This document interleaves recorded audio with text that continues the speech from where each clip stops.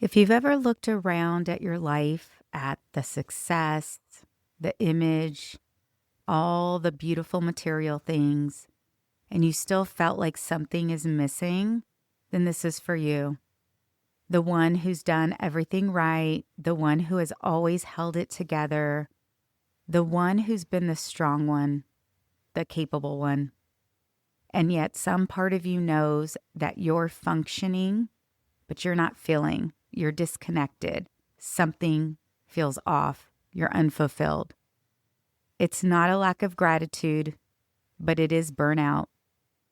And it is a slow erosion of self that happens when your life is built around proving, performing, and keeping it all together. In this episode, we're breaking the silence around the hidden cost of being the woman who never falls apart. Welcome to The Amplified Female, a podcast where soul-led living, spiritual alignment, and intuitive leadership meet. Hosted by Lisa Garces, a spiritual mentor, intuitive channel, and transformational guide. Each episode is a sacred space to explore healing, purpose, and empowerment. Now, here's your host, Lisa Garces.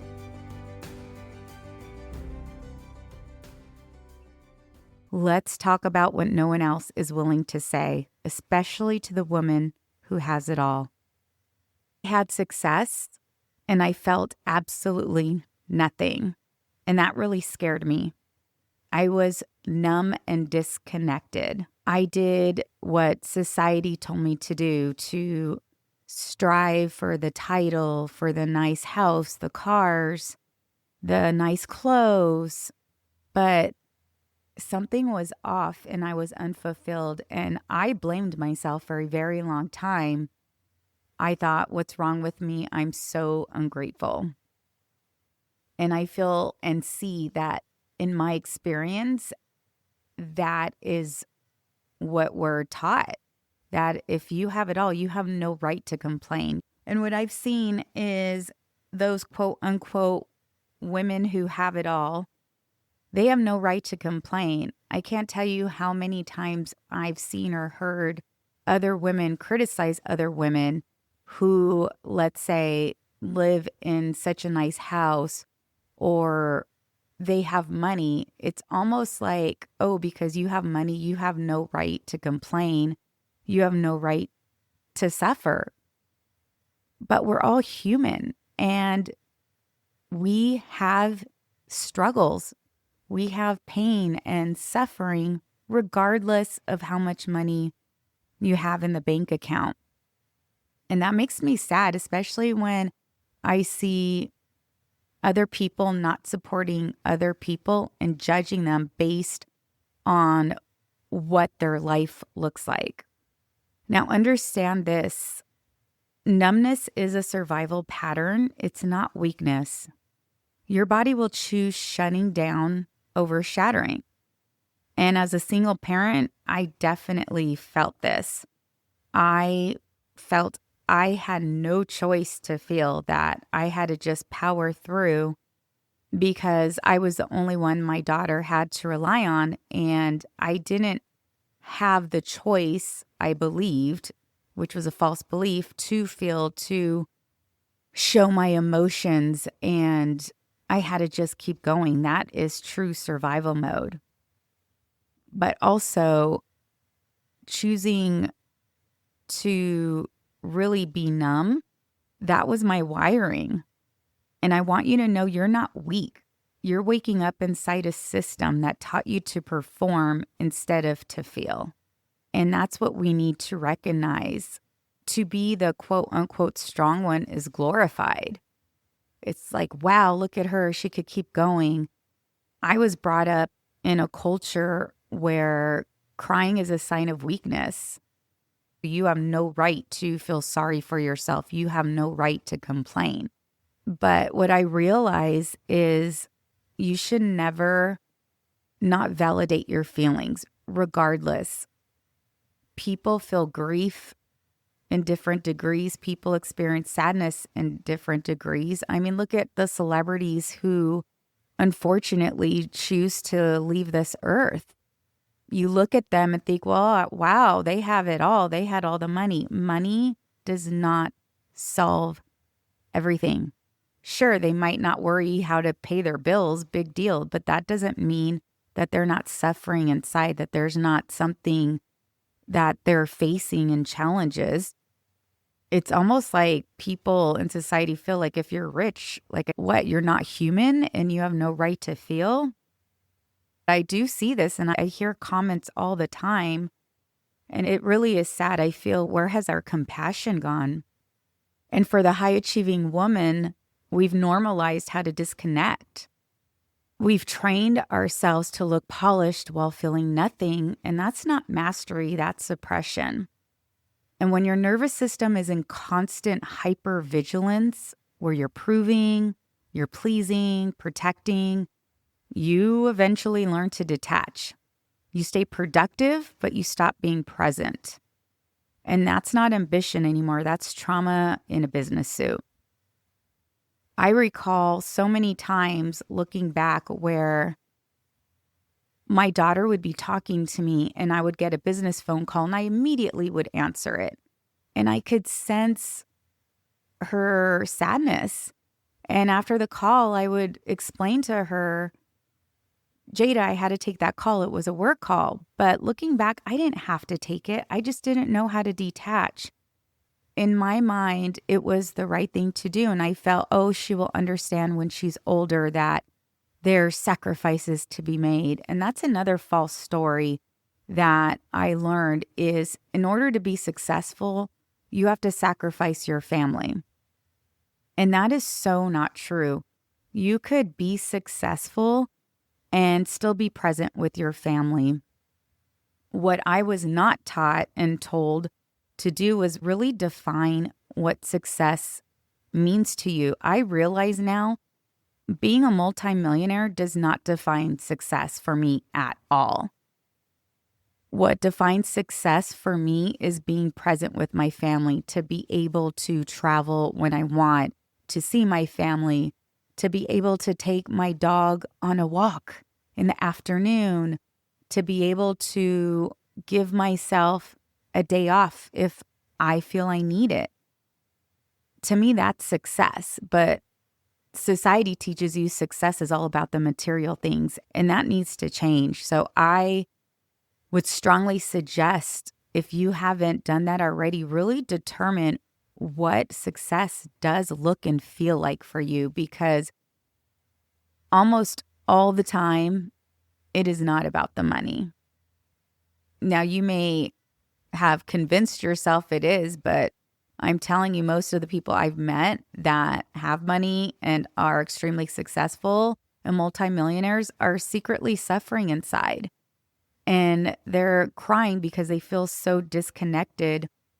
And what I'm seeing now, especially what's happening in our world, is people are really looking at the deeper meaning of things and looking at how did we get here. They're looking at building a stronger faith or a stronger connection with themselves. So really, if you haven't done this already, I feel it's very important you do this, because otherwise you get on this hamster wheel like I was. I never knew when enough was enough. So I just kept going for more, for more, for more, for more. In fact, there was a book I read that also had me sit down to see how much money do I really need. And I thought I needed a lot of money because the more the better. But in reality, I realized that what I need to feel successful and have a good life was much less than I thought. And so this helped me be able to realign my life and to have more freedom, because ultimately that is what I wanted. I wanted more money because what I truly was seeking was freedom. Like I mentioned before, the freedom to travel when I wanted, the freedom to take off when I wanted. So really looking at what is most important to you And what's your end goal? Because otherwise you're going to keep going and going and going for more and never stopping. And there is a hidden cost to all this. Because if you're not careful, you can manifest truth from a false self. If you're building from your performance, you're going to keep attracting more pressure. And when you disconnect from your body, you disconnect from your God signal, from source, from your higher self, from your higher power, whatever you believe in. You will become disconnected and not be able to hear your truth, and you will continue to live out of alignment. Now, you might look calm, but inside your system is running on emergency mode 24/7, and you cannot hear spirit when there is chaos. You can't feel peace when your body is still bracing for impact, bracing for the fear of what's next, being in survival mode. Now, you can shift slowly, and you don't have to blow up your life immediately. It is scary, and especially like me, who was in such survival mode and created this whole identity. Lisa was the boss lady, this high-powered corporate executive. It is an identity shift, and it's scary when you don't know what she looks like and you don't know what your life is going to look like. And your nervous system and your ego is there to protect you. So it knows how this high functioning woman who's always been in survival mode, it's familiar with that. It doesn't know good or bad. It's a frequency, an energetic frequency it is comfortable with. So when you start shifting, it might feel uncomfortable in your body. It might feel uncomfortable to your nervous system because it's the fear of the unknown. You don't know what this version looks like. It's scary. So just take a small step and just start. I love using the word getting curious of what does this version look like? What does this version feel like? Because the reclamation starts when you stop pretending that everything's fine. And you don't need a plan right now. It can simply be just having a moment of silence, of really connecting with you and your heart and asking yourself, what do you need? Not, oh, I need to answer all these emails. I need to do this today. No, what do you need? And it could simply be, I just need a breath right now. And there will come a moment where surface tools stop working. That's what I learned. When I was high functioning, I was saying all my affirmations. I was listening to podcasts for self-help, mindset. But I realized I was performing that also. I wasn't embodying anything. It was just like another task. Like, look at me. I'm listening to the self-help podcast. I'm doing my affirmations. But nothing changed at all. And when you realize you don't need more strategy, what you really need is reconnection and something that truly works. That's why I created my 3-week audio journey for this exact moment, because I personally got tired of trying to piece together my healing. I was running around from practitioner to practitioner trying to figure it out. I didn't want all these apps. I had all these apps, one for breathing, one for mindset. I didn't have time for a 10-step ritual. I needed something that was efficient but was potent. And so I couldn't find it, so I created it and built it myself, using everything I know as a master energy healer as well, and studying neuroscience and using subconscious reprogramming. I mastered all of these and created something that would fit in someone's life and not overwhelm it. So how it works, each week you will start with a subliminal audio that you can play while living your life. Driving, working, cooking, cleaning, no extra time required. You just play it in the background.